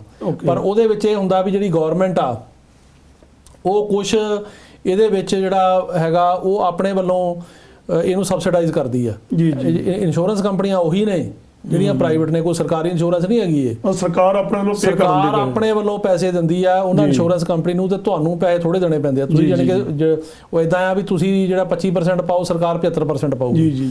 ਜਿੰਨੀ ਤੁਹਾਡੀ ਇਨਕਮ ਵਧੀ ਜਾਂਦੀ ਆ ਉਨੀ ਸਰਕਾਰ ਦੀ ਪਾਰਟਿਸਿਪੇਸ਼ਨ ਘਟੀ ਜਾਂਦੀ ਆ। ਜੇ ਤੁਹਾਡੀ ਇਨਕਮ $1,00,000 ਆ ਤਾਂ ਫਿਰ ਘੱਟ ਆਮਦਨ ਵਾਲਿਆਂ ਨੂੰ ਫਾਇਦਾ। ਹਾਂ, ਜਿਹੜਾ ਘੱਟ ਆਮਦਨ ਵਾਲਾ ਉਹ ਤਾਂ 10% ਹੀ ਪਾਉਂਦਾ, ਉਹਦੀ ਜਿਹੜੀ ਹੈਗੀ 90% ਗਵਰਨਮੈਂਟ ਪਾਉਂਦੀ ਆ। ਤੇ ਜਿਉਂ-ਜਿਉਂ ਤੁਹਾਡੀ ਇਨਕਮ ਜਿਹੜੀ ਵਧੀ ਜਾਂਦੀ ਆ ਤਿਉਂ-ਤਿਉਂ ਜਿਹੜੀ ਸਰਕਾਰ ਦੀ ਪਾਰਟਿਸਿਪੇਸ਼ਨ ਘੱਟ ਆ, ਪਰ ਉਹ ਫਿਰ ਵੀ 50% ਰਹਿ ਜਾਂਦੀ ਹੈ ਗਵਰਨਮੈਂਟ ਦੀ। ਬਹੁਤ ਵੱਡੀ ਗੱਲ ਆ। ਤੇ ਉਹਦੇ ਨਾਲ ਉਹ ਜਿਹੜਾ ਸੀਗਾ ਇਹਨੂੰ ਰਿਪਬਲਿਕਨ ਪਾਰਟੀ ਦੇ ਲੀਡਰਾਂ ਨੇ ਉਹਦਾ ਨਿਸ਼ਾਨਾ ਬਣਾਇਆ 2010 ਦਾ ਹੀ। ਇਹ ਟਰੰਪ 4 ਸਾਲ ਕਹਿੰਦਾ ਚਲੇਗਾ ਵੀ ਮੈਂ ਰਿਪੀਲ ਕਰਨਾ, ਇਹਨੂੰ ਰਿਪੀਲ ਕਰਨਾ। ਸੁਪਰੀਮ ਕੋਰਟ ਦੇ ਵਿੱਚ ਕੇਸ ਕੀਤਾ ਸੀ ਟੈਕਸਸ ਨੇ ਤੇ ਹੋਰ ਕਈ ਰਿਪਬਲਿਕਨ ਜਿਹੜੀਆਂ ਸਟੇਟਾਂ ਨੇ, ਉਹਨਾਂ ਨੇ ਇਹ ਕਿਹਾ ਜੀ ਵੀ ਇਹ ਬਿੱਲ ਦਾ ਬਹੁਤ ਲੋਕਾਂ ਨੂੰ ਨੁਕਸਾਨ ਹੋਇਆ। ਅੱਛਾ ਜੀ। ਤੇ ਇਹਦਾ ਜਿਹੜਾ ਹੈਗਾ ਉਹ ਬਹੁਤ ਘਾਟਾ ਪਿਆ। ਤੇ ਉਹ ਸੁਪਰੀਮ ਕੋਰਟ ਨੇ ਇਹ ਗੱਲ ਕਹੀ ਵੀ ਜਿਹੜੀ ਟੈਕਸਸ ਸਟੇਟ ਆ ਜਾਂ ਹੋਰ ਸਟੇਟਾਂ ਨੇ ਇਹ ਨਹੀਂ ਦੱਸ ਸਕੀਆਂ ਵੀ ਕੀ ਨੁਕਸਾਨ ਹੋਇਆ, ਕਿਹਦਾ ਨੁਕਸਾਨ ਹੋਇਆ, ਇਹਨਾਂ ਦੇ ਕੋਈ ਸਟੈਂਡਿੰਗ ਨਹੀਂ। ਤੇ ਉਹਨਾਂ ਨੇ ਓਬਾਮਾ ਕੇਅਰ ਦੇ ਫੇਵਰ ਦੇ ਵਿੱਚ ਰੂਲਿੰਗ ਕੀਤੀ ਤੇ ਉਹਨਾਂ ਦਾ ਕੇਸ ਜਿਹੜਾ ਸੀ ਉਹ ਡਿਸਮਿਸ ਕਰਤਾ। ਸੋ ਇਹਦੇ ਨਾਲ ਜਿਹੜੀ ਓਬਾਮਾ ਕੇਅਰ ਹੈਗੀ ਉਹ ਸਰਵਾਈਵ ਹੋ ਗਈ, ਉਹਨੂੰ ਹੋਰ ਬਲ ਮਿਲ ਗਿਆ। ਇੰਪੋਰਟੈਂਸ ਇਹਦੀ ਜ਼ਿਆਦਾ ਇਸ ਕਰਕੇ ਆ ਵੀ ਇਹ ਉਸ ਸੁਪਰੀਮ ਕੋਰਟ ਨੇ ਕੀਤਾ ਜਿਹਦੇ ਵਿੱਚ ਕਿ ਜ਼ਿਆਦਾ ਜੱਜ ਜਿਹੜੇ ਨੇ ਉਹ ਜਿਹੜੇ ਹੈਗੇ ਆ ਉਹ ਜਿਹਨੂੰ ਆਪਾਂ ਕਹਿ ਲਈਏ ਕੰਜ਼ਰਵੇਟਿਵ ਲੀਨਿੰਗ ਦੇ ਨੇ। ਉਹਨਾਂ ਵਿੱਚੋਂ ਕਈ ਜੱਜ ਤਾਂ ਟਰੰਪ ਨੇ ਲਾਏ ਆ, ਪਰ ਉਹਨਾਂ ਨੇ ਫੇਰ ਵੀ ਓਬਾਮਾ ਕੇਅਰ ਦੀ ਫੇਵਰ ਦੇ ਵਿੱਚ ਇੱਕ ਬਹੁਤ ਚੰਗਾ ਡਿਸੀਜਨ ਲਿਆ, ਜਿਹੜੇ ਡਿਸੀਜਨ ਦੀ ਕਿ ਸਰਾਹਨਾ ਜਿਹੜੀ ਆ ਉਹ ਆਮ ਲੋਕਾਂ ਨੇ ਤਾਂ ਕਰਨੀ ਸੀ ਤੇ ਪ੍ਰੈਜ਼ੀਡੈਂਟ ਓਬਾਮਾ ਨੇ ਵੀ ਜਿਹੜੀ ਕੀਤੀ ਤੇ ਹੁਣ ਪ੍ਰੈਜ਼ੀਡੈਂਟ ਬਾਈਡਨ ਨੇ ਵੀ ਕੀਤੀ। ਜੀ ਬਹੁਤ ਅੱਛਾ ਜੀ, ਬੜੀ ਵਧੀਆ ਗੱਲ ਹੋ ਗਈ ਹੈ ਕਿ ਲੋਕਾਂ ਨੂੰ ਸਸਤੀ ਜਿਹੜੀ ਇੰਸ਼ੋਰੈਂਸ ਆ, ਹੈਲਥ ਇੰਸ਼ੋਰੈਂਸ ਉਹ ਮਿਲ ਰਹੀ ਆ। ਹੋਰ ਕੋਈ ਇਮੀਗ੍ਰੇਸ਼ਨ ਸੰਬੰਧੀ ਕੋਈ ਅਪਡੇਟ ਹੋਵੇ? ਹਾਂ, ਇੱਕ ਜਿਹੜਾ ਇੰਪੋਰਟੈਂਟ ਹੈਗਾ ਇੱਕ ਹੋਰ ਡਿਸੀਜਨ ਆਇਆ 9 ਸਰਕਟ ਕੋਰਟ ਦਾ। ਉਹ ਡਿਸੀਜਨ ਰੰਧਾਵਾ ਸਾਹਿਬ ਇਹ ਕਹਿੰਦਾ ਵੀ ਜਿਵੇਂ ਲਾਸਟ ਆਪਣਾ 2 ਵੀਕ ਪਹਿਲਾਂ ਕੈਲੀਫੋਰਨੀਆ ਨੇ ਅਸੌਲਟ ਵੈਪਨ ਜਿਹੜੇ ਨੇ ਉਹਨਾਂ ਤੇ ਬੈਨ ਲਾਇਆ ਹੋਇਆ, ਖਾਸ ਕਰਕੇ ਜਿਹੜੀ AR-15 ਰਾਈਫਲ ਆ। ਉਹ ਇੱਕ ਬਹੁਤ ਅਸੌਲਟ ਵੈਪਨ ਆ ਤੇ ਤੁਹਾਨੂੰ ਪਤਾ ਹੀ ਹੈ ਇੱਥੇ ਹੁਣ ਵੈਪਨ ਦੇ ਨਾਲ ਕਿੰਨੇ ਲੋਕ ਮਾਰੇ ਜਾਂਦੇ ਆ। ਇੱਕ ਜਿਹੜਾ ਡਿਸਟ੍ਰਿਕਟ ਕੋਰਟ ਦਾ ਜੱਜ ਸੀ ਸੈਨ ਡਿਏਗੋ, ਉਹਨੇ ਇਹ ਜਿਹੜਾ ਬੈਨ ਸੀ ਤੋੜਤਾ ਸੀ। ਉਹਨੇ ਕਿਹਾ ਵੀ ਇਹ ਸਾਡਾ ਜਿਹੜਾ ਕਨਸਟੀਟਿਊਸ਼ਨ ਉਹਦੀ ਵਾਇਲੇਸ਼ਨ ਆ, ਕਿਉਂਕਿ ਅਮਰੀਕਾ ਸੰਵਿਧਾਨ ਤੁਹਾਨੂੰ ਰਾਈਟ ਟੂ ਕੀਪ ਆਰਮਸ ਦਿੰਦਾ, ਹਥਿਆਰ ਰੱਖਣ ਦੀ ਤੁਹਾਨੂੰ ਆਗਿਆ ਦਿੰਦਾ। ਹੁਣ ਜਿਹੜੀ ਹੈਗੀ ਆ 22 ਜੂਨ ਨੂੰ ਜਿਹੜੀ ਅਪੀਲ ਕੋਰਟ ਆ ਉਹਨੇ ਬਲੌਕ ਕਰਤਾ ਜਿਹੜਾ ਹੈਗਾ ਫੈਡਰਲ ਕੋਰਟ ਦਾ ਜਿਹੜਾ ਡਿਸੀਜਨ। ਸੋ 9 ਸਰਕਟ ਕੋਰਟ ਨੇ ਕਿਹਾ ਵੀ ਫੈਡਰਲ ਕੋਰਟ ਵਾਲਾ ਜਿਹੜਾ ਜੱਜ ਆ ਉਹਨੇ ਗਲਤ ਕਿਹਾ। ਤੇ ਉਹਨਾਂ ਨੇ ਬੈਨ ਦੁਬਾਰਾ ਰੀਇਨਸਟੇਟ ਕਰਤਾ। ਓਕੇ। ਸੋ ਹੁਣ ਜਿਹੜਾ ਉਹ AR-15 ਜਿਹੜੀ ਮਤਲਬ ਰਾਈਫਲ ਆ ਉਹਦੇ ਉੱਤੇ ਜਿਹੜਾ ਬੈਨ ਹੈਗਾ ਉਹ ਲੱਗਿਆ ਰਹੇਗਾ। ਬੇਸਿਕਲੀ ਜਿਹੜੇ ਅਸੌਲਟ ਰਾਈਫਲਸ ਨੇ ਉਹਨਾਂ ਤੇ ਜਿਹੜਾ ਕੈਲੀਫੋਰਨੀਆ ਨੇ ਬੈਨ ਲਾਇਆ ਸੀ ਉਹ ਜਿਹੜੀ ਇੱਥੋਂ ਦੀ 9 ਸਰਕਟ ਕੋਰਟ ਆ ਉਹਨੇ ਮਤਲਬ ਉਹ ਰੱਖਤਾ। ਸੋ ਬੈਨ ਹੁਣ ਜਿਹੜਾ ਇਨਫੋਰਸ ਰਹੇਗਾ। ਇਹਦੇ ਨਾਲ ਹੀ ਜਿਹੜਾ ਇੱਕ ਯੂ ਵੀਜ਼ਾ ਆ ਹਾਂਜੀ ਉਹਦੇ ਬਾਰੇ ਜਿਹੜਾ ਸਰਕਾਰ ਨੇ ਲਾਸਟ ਟਾਈਮ ਆਪਾਂ ਦੱਸਿਆ ਸੀ ਵੀ ਇੱਕ ਕੱਢਿਆ ਸਰਕੂਲਰ, ਉਹਦੇ ਵਿੱਚ ਉਹਨਾਂ ਨੇ ਬੇਸਿਕਲੀ ਇਹ ਕਿਹਾ ਕਿ ਜਿਹੜੀ ਮਤਲਬ ਬੰਦਿਆਂ ਨੇ ਜੈਨੂਇਨ ਜਾਂ ਬੋਨਾਫਾਈਡ ਯੂ ਵੀਜ਼ੇ ਅਪਲਾਈ ਕੀਤੇ ਨੇ ਉਹਦਾ ਮਤਲਬ ਆ ਵੀ ਜਿਨ੍ਹਾਂ ਨੇ ਅਪਲਾਈ ਕੀਤਾ ਉਹਨਾਂ ਕੋਲ ਪੁਲਿਸ ਸਰਟੀਫਿਕੇਸ਼ਨ ਵੀ ਹੈਗੀ ਆ, ਸਟੇਟਮੈਂਟ ਵੀ ਉਹਨਾਂ ਦੀ ਹੈਗੀ ਆ ਵੀ ਉਹਨਾਂ ਨੂੰ ਅਸੀਂ ਵਰਕ ਪਰਮਿਟ ਦੇਣੇ ਸ਼ੁਰੂ ਕਰਾਂਗੇ। ਤੋਂ ਜਿਹੜਾ ਵਰਕ ਪਰਮਿਟ ਦੀ ਜਿਹੜੀ ਪ੍ਰਕਿਰਿਆ ਹੈਗੀ ਆ ਉਹ ਹੁਣ ਸਟਾਰਟ ਹੋ ਗਈ ਆ ਤੇ ਉਹਨਾਂ ਨੂੰ ਹੁਣ ਆਉਂਦੇ ਦਿਨਾਂ ਦੇ ਵਿੱਚ ਅਪਲਾਈ ਕਰਨਾ ਚਾਹੀਦਾ ਤਾਂ ਕਿ ਜਿਨ੍ਹਾਂ ਦੇ ਕੇਸ ਅਪਲਾਈ ਹੋਏ ਨੇ ਤੇ ਉਹਨਾਂ ਦੇ ਫਿੰਗਰਪ੍ਰਿੰਟ ਵਗੈਰਾ ਹੋਏ ਆ ਉਹਨਾਂ ਨੂੰ ਵਰਕ ਪਰਮਿਟ ਜਿਹੜੇ ਆ ਉਹ ਮਿਲ ਸਕਣ। ਜੀ ਬਹੁਤ ਅੱਛੇ ਉਸਤਾਦ ਜਸਪ੍ਰੀਤ ਸਿੰਘ ਜੀ, ਤੁਸੀਂ ਬਹੁਤ ਵਧੀਆ ਜਾਣਕਾਰੀ ਦਿੱਤੀ। ਜਿੰਨੇ ਵੀ ਇਮੀਗ੍ਰੇਸ਼ਨ ਦੇ ਪਿਛਲੇ ਹਫ਼ਤੇ ਦੌਰਾਨ ਅਪਡੇਟਸ ਆਏ ਉਹਦੇ ਬਾਰੇ ਦੱਸਿਆ।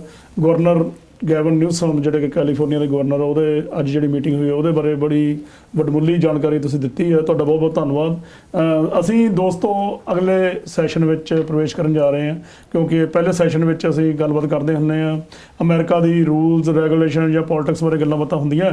ਦੂਜੇ ਸੈਸ਼ਨ ਵਿੱਚ ਅਸੀਂ ਗੱਲਬਾਤ ਕਰਦੇ ਹਾਂ ਜਿਹੜੇ ਤੁਹਾਡੇ ਸਵਾਲ ਜਿਹੜੇ ਕਿ ਸਾਡੇ YouTube ਚੈਨਲ 'ਤੇ ਤੁਸੀਂ ਭੇਜਦੇ ਹੋ ਉਸ ਦੇ ਜਵਾਬ ਅਸੀਂ Sardar Jaspreet Singh attorney at law ਤੋਂ ਲੈ ਕੇ ਤੁਹਾਨੂੰ ਤੱਕ ਦਿੰਦੇ ਆ ਤੇ ਉਹ ਸਵਾਲ ਜਿਹੜੇ ਆ ਸਿਰਫ ਤੇ ਸਿਰਫ YouTube ਚੈਨਲ ਤੇ ਹੀ ਤੁਸੀਂ ਲਿਖ ਕੇ ਸਾਨੂੰ ਭੇਜ ਸਕਦੇ ਹੋ। ਉਸ ਦਾ ਹੀ ਜਵਾਬ ਅਗਲੇ ਵੀਕ ਦੇ ਪ੍ਰੋਗਰਾਮ ਵਿੱਚ ਦਿੱਤਾ ਜਾਂਦਾ। ਮਿਲਦੇ ਹਾਂ ਛੋਟੇ ਜਿਹੇ ਬ੍ਰੇਕ ਤੋਂ ਬਾਅਦ। ਤੁਸੀਂ ਬਣੇ ਰਹੋ ਪੰਜਾਬ ਮੇਲ USA ਦੇ ਨਾਲ। Jaspreet Singh, attorney at law, New York and California. Immigration, deportation, defense, appeals, family law ਅਤੇ bankruptcy ਲਈ ਸੰਪਰਕ ਕਰੋ। More than 17 years of legal experience. Jaspreet Singh, attorney at law. Break ਤੋਂ ਬਾਅਦ ਇੱਕ ਵਾਰੀ ਫੇਰ ਸਵਾਗਤ ਹੈ। ਇਸ ਐਪੀਸੋਡ ਵਿੱਚ ਅਸੀਂ ਤੁਹਾਨੂੰ ਤੁਹਾਡੇ ਜਿਹੜੇ ਇਮੀਗ੍ਰੇਸ਼ਨ ਸੰਬੰਧੀ ਸਵਾਲ ਆ ਉਸ ਦੇ ਜਵਾਬ ਦਿੰਦੇ ਹਾਂ। ਸਰਦਾਰ ਜਸਪ੍ਰੀਤ ਸਿੰਘ ਅਟਾਰਨੀ ਇਸ ਦੇ ਜਵਾਬ ਤੁਹਾਨੂੰ ਦਿੰਦੇ ਆ।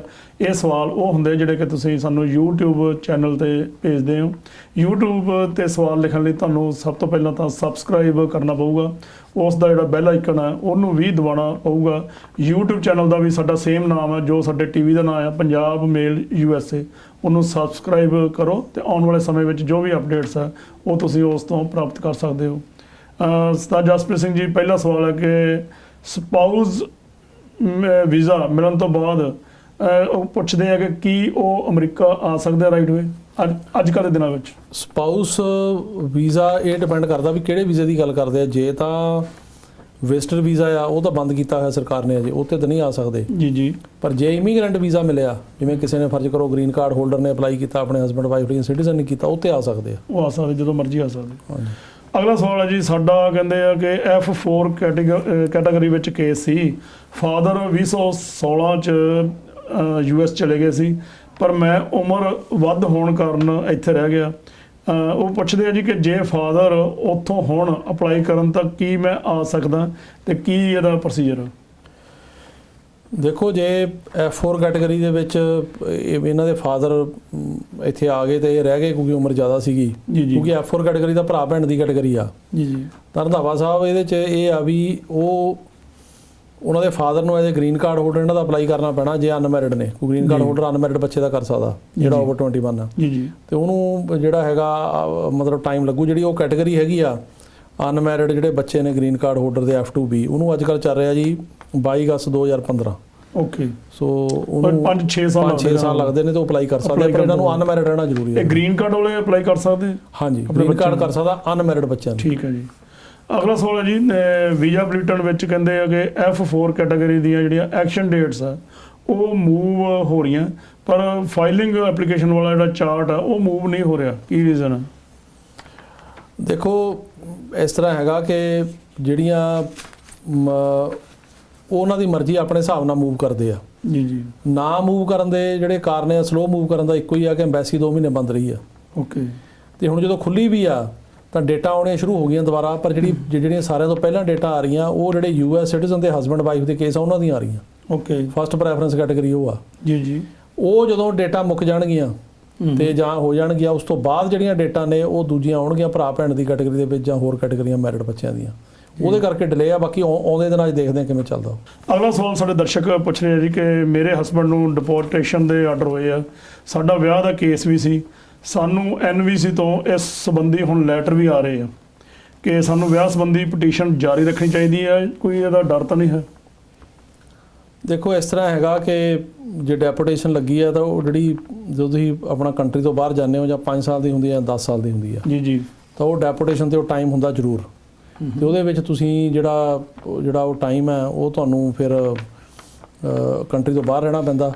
ਲੇਕਿਨ ਹਸਬੈਂਡ ਵਾਈਫ ਦੇ ਕੇਸਾਂ 'ਚ ਵੇਵਰ ਮਿਲ ਜਾਂਦਾ 601, ਪਰ ਦੂਜਿਆਂ 'ਚ ਨਹੀਂ ਮਿਲਦਾ। ਜੀ ਜੀ, ਸੋ ਇਸ ਕਰਕੇ ਕੋਈ ਨਹੀਂ, ਪਟੀਸ਼ਨ ਜਾਰੀ ਰੱਖੋ, ਪਰ ਉਸ ਤੋਂ ਬਾਅਦ ਹੋ ਸਕਦਾ ਵੇਵਰ ਕਰਨਾ ਪਵੇ। Okay okay. ਅਗਲਾ ਸਵਾਲ ਸਾਡੇ ਦਰਸ਼ਕ ਲਿਖਦੇ ਆ ਜੀ ਕਿ ਮੇਰੀ ਅਸਾਈਲਮ ਪਟੀਸ਼ਨ ਪੈਂਡਿੰਗ ਹੈ, ਕੀ ਮੈਂ ਕੈਨੇਡਾ ਆ ਜਾ ਸਕਦਾ?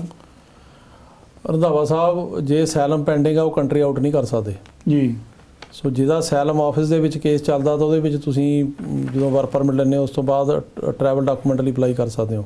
ਜੀ ਪਰ ਅਸੀਂ ਰਿਕਮੈਂਡ ਕਰਦੇ ਹਾਂ ਵੀ ਇਹ ਲੈ ਕੇ ਤੁਹਾਨੂੰ ਕੰਟਰੀ ਤੋਂ ਬਾਹਰ ਨਹੀਂ ਜਾਣਾ ਚਾਹੀਦਾ। ਆਪਣੀ ਕੰਟਰੀ ਤੁਸੀਂ ਬਿਲਕੁਲ ਹੀ ਨਹੀਂ ਜਾ ਸਕਦੇ ਜੀ। ਲੇਕਿਨ ਜੇ ਤੁਹਾਡਾ ਕੇਸ ਇਮੀਗ੍ਰੇਸ਼ਨ ਜੱਜ ਕੋਲ ਆ, ਤੁਸੀਂ ਰਿਮੂਵਲ ਪ੍ਰੋਸੀਡਿੰਗ 'ਚੋਂ, ਜੀ ਜੀ, ਤਾਂ ਉਹਦੇ ਵਿੱਚ ਤਾਂ ਬਿਲਕੁਲ ਹੀ ਤੁਸੀਂ ਕੰਟਰੀ ਬਾਹਰ ਨਹੀਂ ਕਰ ਸਕਦੇ। ਜੇ ਤੁਸੀਂ ਕੰਟਰੀ ਤੋਂ ਬਾਹਰ ਜਾਂਦੇ ਆ ਤਾਂ ਤੁਸੀਂ ਸੈਲਫ ਡਿਪੋਰਟ ਹੋ ਜਾਂਦੇ ਹੋ। ਜੀ ਜੀ, ਯਾਨੀ ਕਿ ਤੁਹਾਨੂੰ ਉਹਨੇ ਪਾਇਆ ਵੀ ਇਹਨਾਂ ਨੂੰ ਇੱਥੋਂ ਕੱਢਿਆ ਜਾਵੇ, ਤੁਸੀਂ ਆਪ ਹੀ ਚਲ ਗਏ, ਤਾਂ ਉਹਦੇ ਨਾਲ ਫਿਰ ਇਹ ਹੋ ਜਾਂਦਾ ਕਿ ਤੁਹਾਡੇ ਤੇ ਜਿਹੜੀ ਬਾਰ ਹੈਗੀ ਟ੍ਰਿਗਰ ਹੋ ਜਾਂਦੀ 5 ਸਾਲ ਦੀ ਜਾਂ 10 ਸਾਲ ਦੀ। ਜੀ ਜੀ, ਸੋ ਤੁਸੀਂ ਬਾਹਰ ਨਹੀਂ, ਜਿੰਨੀ ਦੇਰ ਕੇਸ ਚੱਲਦਾ ਅਮਰੀਕਾ 'ਚ ਰਹਿ ਸਕਦੇ ਹੋ, ਪਰ ਬਾਹਰ ਨਹੀਂ ਜਾ ਸਕਦੇ। ਅਗਲਾ ਸਵਾਲ ਸਾਡੇ ਦਰਸ਼ਕ ਲਿਖ ਰਹੇ ਆ ਜੀ ਕਿ ਅਸਾਈਲਮ ਕੇਸ ਕੀਤਾ ਹੋਇਆ ਜੋ ਕਿ ਮਈ 2022 ਵਿੱਚ ਫਾਈਨਲ ਹੋਵੇਗਾ, ਇਸ ਦੇ ਨਾਲ ਨਾਲ ਉਹਨਾਂ ਦਾ ਵਿਆਹ ਦੀ ਪਟੀਸ਼ਨ ਵੀ ਲਗਾਈ ਹੋਈ ਹੈ। ਜੇ ਅਸਾਈਲਮ ਕੇਸ ਫੇਲ ਹੋ ਜਾਂਦਾ ਹੈ ਤਾਂ ਕੀ ਵਿਆਹ ਵਾਲੀ ਪਟੀਸ਼ਨ ਤੇ ਕੋਈ ਅਸਰ ਤਾਂ ਨਹੀਂ ਪਵੇਗਾ? ਵਿਆਹ ਵਾਲੀ ਪਟੀਸ਼ਨ ਦਾ ਅਸਾਈਲਮ ਨਾਲ ਤਾਂ ਕੋਈ ਲੈਣਾ ਦੇਣਾ ਨਹੀਂ, ਅਨਲੈਸ ਕਿ ਅਸਾਈਲਮ ਫ੍ਰਿਵਲਸ ਨਾ ਹੋਵੇ। ਜੇ ਉਹ ਇਹ ਕਹਿਣ ਵੀ ਅਸਾਈਲਮ ਝੂਠਾ, ਫਿਰ ਅਸਰ ਪੈ ਸਕਦਾ। ਤੁਹਾਨੂੰ ਮੈਂ ਇੱਕ ਜਾਣਕਾਰੀ ਜਿਹੜੀ ਹੈਗੀ ਆ ਉਹ ਦੇ ਦਿਆਂ ਦਰਸ਼ਕਾਂ ਨੂੰ ਇਹਦੇ ਜਿਹੜਾ ਸਿਲਸਿਲੇ 'ਚ ਹੀ, ਵੀ ਅਮਰੀਕਾ ਦੇ ਲਾ ਥੱਲੇ ਤੁਸੀਂ ਕੋਈ ਵੀ ਕੇਸ ਝੂਠਾ ਨਹੀਂ ਕਰ ਸਕਦੇ ਜੀ। ਚਾਹੇ ਵਿਆਹ ਦਾ ਕੇਸ ਹੋਵੇ, ਚਾਹੇ ਅਸਾਈਲਮ ਦਾ ਕੇਸ ਹੋਵੇ, ਚਾਹੇ H1 ਦਾ ਕੇਸ ਹੋਵੇ, ਚਾਹੇ R1 ਦਾ ਹੋਵੇ, ਚਾਹੇ ਹੋਰ ਕੋਈ ਹੋਵੇ। ਜੇ ਇਹ ਸਾਬਤ ਹੋ ਗਿਆ ਵੀ ਤੁਸੀਂ ਇੱਕ ਕੇਸ ਇੱਥੇ ਇਮੀਗ੍ਰੇਸ਼ਨ ਬੈਨੀਫਿਟ ਲੈਣ ਲਈ ਝੂਠਾ ਕੀਤਾ, ਜੇ ਤੁਸੀਂ ਹੱਕਦਾਰ ਨਹੀਂ ਸੀ ਉੱਦਾਂ ਹੀ ਕਰਤਾ ਰਹਿਣ ਲਈ, ਦੂਜਾ ਕੇਸ ਚਾਹੇ ਤੁਹਾਡਾ ਜਿੰਨਾ ਮਰਜ਼ੀ ਸੱਚਾ, ਓਕੇ, ਤੁਹਾਨੂੰ ਉਹ ਜਿਹੜਾ ਇਮੀਗ੍ਰੇਸ਼ਨ ਬੈਨੀਫਿਟ ਨਹੀਂ ਮਿਲ ਸਕਦਾ ਇਸ ਆਧਾਰ ਤੇ ਵੀ ਪਹਿਲਾ ਕੇਸ ਤੁਸੀਂ ਝੂਠਾ ਕੀਤਾ। ਓਕੇ ਜੀ। ਸੋ ਜੇ ਅਸਾਈਲਮ ਉੱਦਾਂ ਹੀ ਡਿਨਾਈ ਹੁੰਦਾ ਵੀ ਉਹ ਕਹਿਣ ਵੀ ਤੁਹਾਨੂੰ ਅਸੀਂ ਜਿਹੜਾ ਹੈਗਾ ਬਲੀਵ ਨਹੀਂ ਕਰਦੇ ਜਾਂ ਡਾਕੂਮੈਂਟੇਸ਼ਨ ਠੀਕ ਨਹੀਂ, ਫਿਰ ਤਾਂ ਫਰਕ ਨਹੀਂ ਪੈਂਦਾ। ਜੀ ਜੀ, ਪਰ ਜੇ ਅਸਾਈਲਮ ਇਸ ਕਰਕੇ ਡਿਨਾਈ ਹੁੰਦਾ ਵੀ ਕੇਸ ਫ੍ਰਿਵਲਸ ਹੈ, ਝੂਠਾ, ਤਾਂ ਉਹਦਾ ਵਿਆਹ ਦੇ ਕੇਸ ਤੇ ਵੀ ਅਸਰ ਪਏਗਾ। ਜੀ ਜੀ ਜੀ ਜੀ, ਠੀਕ ਹੈ। ਅਗਲਾ ਸਵਾਲ ਸਾਡੇ ਦਰਸ਼ਕ ਪੁੱਛ ਰਹੇ ਜੀ ਕਿ ਮੈਨੂੰ 3 ਸਾਲ ਪਹਿਲਾਂ ਗਨ ਪੁਆਇੰਟ ਤੇ ਸਟੋਰ 'ਚ ਕੰਮ ਕਰਦਿਆਂ ਲੁੱਟ ਲਿਆ ਗਿਆ ਸੀ। ਉਸ ਵਕਤ ਮੇਰੇ ਕੋਲ ਪੇਪਰ ਨਾ ਹੋਣ ਕਾਰਨ ਮੈਂ ਕੋਈ ਕੰਪਲੇਂਟ ਨਹੀਂ ਲਿਖਵਾਈ ਸੀ। ਕੀ ਹੁਣ ਕੁਝ ਹੋ ਸਕਦਾ? ਯੂ ਵੀਜ਼ਾ ਜਿਵੇਂ ਨਵੇਂ ਖੁੱਲੇ ਆ, ਯੂ ਵੀਜ਼ੇ ਵਾਸਤੇ ਪੁਲਿਸ ਕੰਪਲੇਂਟ ਜ਼ਰੂਰੀ ਆ, ਤੇ ਉਦੋਂ ਹੋਣੀ ਚਾਹੀਦੀ ਆ ਪੁਲਿਸ ਦੀ, ਤੇ ਪੁਲਿਸ ਵਾਲਿਆਂ ਦੀ ਬਕਾਇਦਾ ਉਹਦੀ ਕਾਪੀ ਚਾਹੀਦੀ ਆ। ਫਿਰ ਜਿਹੜੇ ਪੁਲਿਸ ਡਿਪਾਰਟਮੈਂਟ ਆ ਉਹਦੇ ਵੱਲੋਂ ਇੱਕ ਸਪਲੀਮੈਂਟ ਫਾਰਮ ਹੁੰਦਾ ਯੂ ਵੀਜ਼ੇ ਦਾ, ਉਹ ਸਾਈਨ ਕਰਨਾ ਜ਼ਰੂਰੀ ਆ। ਜੇ ਆਫਿਸਰ ਜਿਹੜਾ ਹੈਗਾ ਉਹਨੂੰ ਸਾਈਨ ਕਰੇ ਤੇ ਉਹ ਫਾਰਮ ਜਿਹੜਾ ਸਪਲੀਮੈਂਟ ਹੈਗਾ ਉਹ ਨਾਲ ਜਾਂਦਾ। ਜੇ ਉਹ ਸਾਈਨ ਹੀ ਨਹੀਂ ਹੁੰਦਾ ਜਾਂ ਪੁਲਿਸ ਰਿਪੋਰਟ ਹੀ ਹੈ ਨਹੀਂ ਤਾਂ ਯੂ ਵੀਜ਼ਾ ਅਪਲਾਈ ਨਹੀਂ ਹੋ ਸਕਦਾ। ਜੀ ਜੀ ਜੀ ਜੀ, ਬਿਲਕੁਲ। ਅਗਲਾ ਸਵਾਲ ਹੈ ਜੀ, ਫੈਮਿਲੀ ਪਟੀਸ਼ਨ ਤੇ ਵੀਜ਼ਾ ਲੱਗਣ ਤੋਂ ਬਾਅਦ ਕਿੰਨੇ ਸਮੇਂ ਵਿੱਚ US ਆਉਣਾ ਜ਼ਰੂਰੀ ਹੈ? ਦੇਖੋ, ਜੇ ਫੈਮਿਲੀ ਪਟੀਸ਼ਨ ਤੇ ਵੀਜ਼ਾ ਲੱਗ ਜਾਂਦਾ ਤਾਂ ਉਹਦੇ ਵਿੱਚ ਜਿੰਨੀ ਵੀ ਤੁਹਾਨੂੰ ਉਹ ਟਾਈਮ ਦਿੰਦੇ ਆ, ਜਿਵੇਂ ਆਮ ਤੌਰ ਤੇ 4 ਮਹੀਨੇ ਦਾ ਟਾਈਮ ਹੁੰਦਾ, ਉਹਦੇ ਵਿੱਚ ਆਉਣਾ ਪੈਂਦਾ। ਜੇ ਤੁਸੀਂ ਉਹ 'ਚ ਨਾ ਆਓ ਤਾਂ ਐਕਸਪਾਇਰ ਹੋ ਜਾਂਦਾ, ਫਿਰ ਦੁਬਾਰਾ ਇਸ਼ੂ ਕਰਾਉਣਾ ਪੈਂਦਾ। ਇਹ ਰੰਧਾਵਾ ਸਾਹਿਬ ਪ੍ਰੋਬਲਮ ਕਈਆਂ ਨੂੰ ਆਈ ਪਿਛਲੇ ਸਾਲ ਕਿ ਜਦੋਂ ਉਹਨਾਂ ਦੇ ਲੱਗ ਗਿਆ ਵੀਜ਼ਾ, ਉਹਨਾਂ ਨੂੰ ਕਿਹਾ ਵੀ ਤੁਸੀਂ ਜਾਓ, ਤਾਂ ਉਨੀ ਦੇਰ ਨੂੰ ਆ ਗਿਆ ਕਰੋਨਾ, ਏਅਰਲਾਈਨਾਂ ਬੰਦ ਹੋ ਗਈਆਂ, ਤੇ ਉਹ ਬੰਦੇ ਕਈ ਆ ਹੀ ਨਹੀਂ ਸਕੇ। ਉਹਨਾਂ ਨੂੰ ਜਿਹੜਾ 3-4 ਮਹੀਨਾ ਟਾਈਮ ਲੰਘ ਗਿਆ, ਉਹਨਾਂ ਨੂੰ ਫਿਰ ਦੁਬਾਰਾ ਅੰਬੈਸੀ ਜਾਣਾ ਪੈਣਾ। ਅੰਬੈਸੀ ਵਾਲੇ ਹੁਣ ਤੁਹਾਨੂੰ ਪਤਾ ਹੀ ਆ ਕਿ ਵਿੱਚ ਨੂੰ ਬੈਨ ਲੱਗ ਗਿਆ। ਹੁਣ ਕਈ ਵਾਰੀ ਹੁਣ ਆਹ 2 ਮਹੀਨੇ ਬੰਦ ਰਿਹਾ ਕੰਮ, ਸੋ ਉਹਦੇ ਨਾਲ ਬਹੁਤ ਡਿਲੇ ਹੋ ਜਾਂਦੀ ਹੈ। ਸੋ ਬੈਟਰ ਆ ਵੀ ਜਦੋਂ ਤੁਹਾਨੂੰ ਉਹ ਪੈਕੇਜ ਦੇਣ, ਉਹ ਟਾਈਮ ਆਮ ਤੌਰ ਤੇ 4 ਮਹੀਨੇ ਦਾ ਟਾਈਮ ਹੁੰਦਾ, ਉਹਦੇ ਵਿੱਚ ਜਿੰਨੀ ਜਲਦੀ ਹੋ ਸਕੇ ਆਉਣਾ ਚਾਹੀਦਾ। ਅੱਛਾ ਜੀ। ਅਗਲਾ ਸਵਾਲ ਹੈ ਜੀ, ਕੀ ਮੈਕਸੀਕੋ US ਬਾਰਡਰ ਤੇ ਆਉਣ ਲੱਗਿਆ 16 ਸਾਲ ਦੀ ਉਮਰ ਜਿਹੜੀ ਹੁੰਦੀ ਹੈ ਉਹ ਬੱਚੇ ਕੋਈ, ਉਹਨਾਂ ਦੀ ਕੋਈ ਇੰਟਰਵਿਊ ਹੁੰਦੀ ਹੈ? ਨਹੀਂ, ਇੰਟਰਵਿਊ ਤਾਂ 18 ਸਾਲ ਦੀ, ਦੇਖੋ ਇੰਟਰਵਿਊ ਤਾਂ ਕਿਸੇ ਉਮਰ 'ਚ ਵੀ ਕਰ ਸਕਦੇ ਆ, ਪਰ ਉੱਦਾਂ ਅਮਰੀਕਾ ਦੇ ਵਿੱਚ ਜਿਹੜਾ ਅਡਲਟ ਆ ਉਹ 18 ਸਾਲ ਦੀ ਉਮਰ ਤੇ ਗਿਣਿਆ ਜਾਂਦਾ। ਸੋ ਇਸ ਕਰਕੇ ਇੱਥੇ ਇਹ ਆ ਵੀ ਜੇ ਤਾਂ 18 ਸਾਲ ਤੋਂ ਉੱਪਰ ਆਉਂਦਾ ਤਾਂ ਉਹਦੀ ਕ੍ਰੈਡੀਬਲ ਫੇਅਰ ਇੰਟਰਵਿਊ ਹੁੰਦੀ ਆ ਜੀ, ਤੇ ਉਹ 'ਚ ਜੇ ਪਾਸ ਹੋਵੇ ਤਾਂ ਫਿਰ ਉਹਦਾ ਬੌਂਡ ਵਗੈਰਾ ਦਾ ਕੰਮ ਸ਼ੁਰੂ ਹੁੰਦਾ। ਜੇ ਨਾ ਹੋਵੇ ਤਾਂ ਇਮੀਗ੍ਰੇਸ਼ਨ ਜੱਜ ਕੋਲੇ ਖੇਅਰਿੰਗ ਹੁੰਦੀ ਆ, ਜੇ ਉੱਥੇ ਹੀ ਫੇਲ ਹੋ ਗਿਆ ਫਿਰ ਡਿਪੋਰਟ ਕਰ ਦਿੰਦੇ ਆ। ਓਕੇ ਜੀ। ਪਰ ਜੇ ਤੁਹਾਡੀ ਉਮਰ ਰੰਧਾਵਾ ਸਾਹਿਬ 18 ਤੋਂ ਘੱਟ ਆ ਮੇਰੇ ਕੋਲ ਅੱਜ ਹੀ ਇੱਕ ਕੇਸ ਆਇਆ ਸੀ, ਉਹਦੇ ਵਿੱਚ ਉਹਦੀ ਉਮਰ ਸੀਗੀ 17 ਸਾਲ ਤੇ ਉਹ ਇੱਥੇ ਆਇਆ ਬਾਰਡਰ ਤੇ ਉਹਨਾਂ ਨੇ ਉਹਦੇ ਸਵਾਲ ਜਵਾਬ ਕੀਤੇ। ਸਵਾਲ ਜਵਾਬ ਤਾਂ ਕਰਦੇ ਆ ਉਹ ਜੀ, ਲੇਕਿਨ ਉਹਦੇ ਵਿੱਚ ਉਹਨਾਂ ਨੇ ਰਿਲੀਜ਼ ਕਰਤਾ ਉਹਨੂੰ, ਮਤਲਬ ਗਰੰਟਰ ਕੋਲ, ਤੇ ਉਹ 'ਚ ਥੋੜੀ ਲੀਨੀਅੰਸੀ ਹੈਗੀ ਆ। ਤੇ ਹੁਣ ਉਹਨੇ ਫਿਰ ਆਪਣਾ ਬਾਹਰ ਆ ਕੇ ਅਸਾਈਲਮ ਦਾ ਕੇਸ ਲਾਇਆ, ਪਰ ਉਹਦੀ ਇੰਟਰਵਿਊ ਉਹਦੀ ਵੀ ਹੋਈ ਆ, ਪਰ ਉਨੀ ਐਕਸਟੈਂਸਿਵ ਨਹੀਂ ਹੋਈ ਜਿੰਨੀ 18 ਸਾਲ ਤੋਂ ਉੱਪਰਾਂ ਦੀ ਹੁੰਦੀ ਆ। ਓਕੇ, ਠੀਕ ਹੈ ਨਾ, ਉਨੀ ਨਹੀਂ ਹੋਈ ਪਰ ਹੁੰਦੀ ਜ਼ਰੂਰ ਆ। ਪਰ ਉਹਨਾਂ ਦੇ ਜਿਹੜੇ ਹੈਗੇ ਆ ਬਾਹਰ ਆਉਣ ਦੇ ਚਾਂਸ ਜ਼ਿਆਦਾ ਹੋ ਜਾਂਦੇ ਜਿਹੜੇ 18 ਸਾਲ ਤੋਂ ਘੱਟ ਆ। ਜੀ ਜੀ ਜੀ। ਅਗਲਾ ਸਵਾਲ ਸਾਡੇ ਦਰਸ਼ਕ ਪੁੱਛ ਰਹੇ ਕਿ ਮੇਰੀ ਸਿਸਟਰ ਨੇ F4 ਪਟੀਸ਼ਨ ਕੀਤੀ ਆ, ਮੇਰੇ ਕੋਲ B1 B2 ਟੂਰਿਸਟ ਵੀਜ਼ਾ ਵੀ ਹੈ, ਜੇ ਮੈਂ US ਆਣ ਕੇ ਓਵਰ ਸਟੇ ਹੋ ਜਾਂਦਾ, ਕੋਈ F2 ਜਿਹੜਾ F4 ਵੀਜ਼ਾ ਜਿਹੜਾ ਅਸੀਂ ਕੀਤਾ ਉੱਤੇ ਕੋਈ ਇਫੈਕਟ ਤਾਂ ਨਹੀਂ ਪਊਗਾ? ਹਾਂਜੀ ਪਊਗਾ, ਕਿਉਂਕਿ ਜਿਹੜਾ ਤੁਸੀਂ ਮਤਲਬ ਪਟੀਸ਼ਨ ਕੀਤੀ ਹੋਈ ਆ ਉਹਦੇ ਵਿੱਚ ਤੁਸੀਂ ਓਵਰ ਸਟੇ ਨਹੀਂ ਕਰ ਸਕਦੇ। ਜੀ ਜੀ।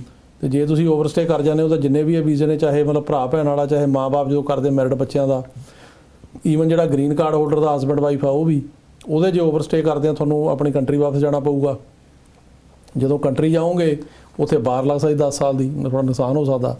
ਸਿਰਫ 2 ਕਿਸਮ ਦੇ ਵੀਜ਼ੇ ਆ ਰੰਧਾਵਾ ਸਾਹਿਬ ਅਮਰੀਕਾ 'ਚ, ਜਿੰਨਾ ਜੇ ਬੰਦਾ ਵਿਜ਼ਟਰ ਵੀਜ਼ੇ ਤੇ ਆ ਕੇ ਓਵਰ ਸਟੇ ਕਰ ਜਾਵੇ ਤਾਂ ਇੱਥੇ ਪੱਕਾ ਹੋ ਸਕਦਾ। ਇੱਕ, ਜੇ ਜਿਹੜਾ ਵਿਜ਼ਟਰ ਵੀਜ਼ੇ ਤੇ ਆਇਆ ਉਹਦਾ ਵਿਆਹ US ਸਿਟੀਜ਼ਨ ਨਾਲ ਹੋ ਜਾਵੇ, ਤੇ ਦੂਜਾ ਜਿਹੜਾ ਕੋਈ US ਸਿਟੀਜ਼ਨ ਦਾ ਪੇਰੈਂਟ ਆਉਂਦਾ ਇੱਥੇ, ਮਤਲਬ ਮਾਂ-ਬਾਪ ਆਉਂਦੇ ਜੇ ਓਵਰ ਸਟੇ ਕਰ ਜਾਣ ਤਾਂ ਸਿਟੀਜ਼ਨ ਉਹਨਾਂ ਦਾ ਅਪਲਾਈ ਕਰੇ ਤਾਂ ਇੱਥੇ ਰਹਿ ਕੇ ਉਹ ਪੱਕੇ ਹੋ ਸਕਦੇ ਆ, ਕਿਉਂਕਿ ਇਹ ਫਸਟ ਪ੍ਰੈਫਰੈਂਸ ਕੈਟੇਗਰੀਆਂ। ਬਾਕੀ ਜਿੰਨੀਆਂ ਕੈਟੇਗਰੀਆਂ ਨੇ ਉਹਦੇ ਜੇ ਤੁਸੀਂ ਓਵਰ ਸਟੇ ਕਰ ਜਾਓ ਤਾਂ ਇੱਥੇ ਕੁਝ ਨਹੀਂ ਮਿਲਦਾ, ਵਾਪਸ ਜਾਣਾ ਪਊਗਾ, ਤੇ ਵਾਪਸ ਜਾ ਕੇ ਬਾਰ ਟ੍ਰਿਗਰ ਹੋ ਜੂ 10 ਸਾਲ ਦਾ। ਜੀ ਜੀ ਜੀ। ਅਗਲਾ ਸਵਾਲ ਸਾਡੇ ਦਰਸ਼ਕ ਪੁੱਛ ਰਹੇ ਜੀ ਕਿ ਉਹ ਕਹਿੰਦੇ ਆ ਕਿ ਅਸੀਂ ਇੰਡੀਆ ਰਹਿੰਦੇ ਆ, ਪ੍ਰੋਫੈਸ਼ਨਲ ਹੈਗੇ ਆ, ਪੋਸਟ ਗ੍ਰੈਜੂਏਸ਼ਨ ਕੀਤੀ ਹੋਈ ਆ, ਤੇ H1B ਵੀਜ਼ਾ ਲੈਣ ਦਾ ਕੀ ਪ੍ਰੋਸੀਜਰ ਪੁੱਛ ਰਹੇ ਜੀ? H1B ਦਾ ਰੰਧਾਵਾ ਸਾਹਿਬ ਇਹ ਹੈਗਾ ਵੀ ਉਹਦਾ ਅੱਜ ਕੱਲ੍ਹ ਲੋਟਰੀ ਤੇ ਆ ਜੀ, ਤੇ ਉਹ ਅਪਲਾਈ ਕਰਨਾ ਪੈਂਦਾ। ਉਹਦੇ ਵਾਸਤੇ ਜਿਹੜੀ ਕੰਪਨੀ ਹੈ ਇੱਥੇ ਕੋਈ ਜਿਹਨੂੰ ਉਹਨਾਂ ਦੇ ਕੰਮ ਦੀ ਲੋੜ ਆ, ਪਹਿਲਾਂ ਤਾਂ ਉਹ ਉਹਨਾਂ ਨੂੰ ਸਪਾਂਸਰ ਕਰੇ H1 ਲਈ, ਤੇ ਉਸ ਤੋਂ ਬਾਅਦ ਫਿਰ ਉਹ ਲੋਟਰੀ ਜਾਊਗਾ, ਤੇ ਜੇ ਲੋਟਰੀ 'ਚ ਵਾਰੀ ਆ ਗਈ ਤਾਂ ਠੀਕ ਹੈ, ਜੇ ਨਾ ਆਈ ਤਾਂ ਫਿਰ ਅਗਲੇ ਸਾਲ ਦੀ ਵੇਟ ਕਰਨੀ ਪੈਣੀ ਹੈ। ਅਗਲੇ ਸਾਲ ਦੁਬਾਰਾ ਫਿਰ ਅਪਲਾਈ ਦੁਬਾਰਾ ਕਰ ਸਕਦੇ ਹਾਂ ਜੀ। ਠੀਕ ਹੈ ਜੀ। ਇਸ ਦੇ ਨਾਲ ਹੀ ਅੱਜ ਦੇ ਜਿਹੜੇ ਸਵਾਲ ਅਸੀਂ ਕੁਝ 94 ਸਵਾਲ ਲਏ ਸੀਗੇ ਤੇ ਇਮੀਗ੍ਰੇਸ਼ਨ ਸੰਬੰਧੀ, ਉਹਦੇ ਜਵਾਬ ਜਿਹੜੇ ਸਰ ਜਸਪ੍ਰੀਤ ਸਿੰਘ ਹੋਰਾਂ ਨੇ ਦਿੱਤੇ ਆ। ਬਹੁਤ ਸਾਰੇ ਹੋਰ ਵੀ ਇਹੋ ਜਿਹੇ ਸਵਾਲ ਸੀਗੇ ਜਿਹੜੇ ਕਿ ਇਹੋ ਪੁੱਛੇ ਜਾਂਦੇ ਆ ਕਿ ਕਿੰਨਾ ਸਮਾਂ ਲੱਗੇਗਾ। ਜਿਹੜਾ ਸਮੇਂ ਦੀ ਗੱਲ ਆ ਉਹ ਤੁਸੀਂ uscis.gov ਤੇ ਜਾ ਕੇ ਵੀ ਉੱਥੇ ਵੀਜ਼ਾ ਬੁਲੇਟਿਨ ਹੁੰਦਾ ਉੱਤੇ ਦੇਖ ਸਕਦੇ ਹੋ, ਜਾਂ ਅਸੀਂ ਮਹੀਨੇ ਦੇ ਸ਼ੁਰੂ ਵਿੱਚ ਜਿਹੜੀ ਸਾਡੀ ਸਭ ਤੋਂ ਪਹਿਲੀ ਇੰਟਰਵਿਊ ਹੁੰਦੀ ਆ ਉਦੋਂ ਉਹ ਦੱਸ ਦਿੰਦੇ ਆ। ਤੇ ਇਸ ਤਰੀਕੇ ਨਾਲ ਜਿਹੜੇ ਬੜੇ ਜ਼ਰੂਰੀ ਸਵਾਲ ਆ ਉਹਦੇ ਜਵਾਬ ਅਸੀਂ ਜ਼ਰੂਰ ਦਿੰਦੇ ਆ। ਸਵਾਲ ਤਾਂ ਸਾਨੂੰ ਬਹੁਤ ਸਾਰੇ ਆਉਂਦੇ ਪਰ ਅਸੀਂ ਕੁਝ 94 ਸਵਾਲ ਲੈਂਦੇ ਆ ਕਿਉਂਕਿ ਸਮੇਂ ਦੀ ਪਾਬੰਦੀ ਹੁੰਦੀ ਆ। ਅੱਜ ਦਾ ਸਮਾਂ ਵੀ ਇੱਥੇ ਖਤਮ ਹੋਣ ਜਾ ਰਿਹਾ। ਤੁਹਾਡਾ ਜਸਪ੍ਰੀਤ ਸਿੰਘ ਜੀ ਬਹੁਤ ਬਹੁਤ ਧੰਨਵਾਦ ਜੀ, ਤੁਸੀਂ ਸਮਾਂ ਕੱਢਦੇ ਹੋ। Thank you very much. ਠੀਕ।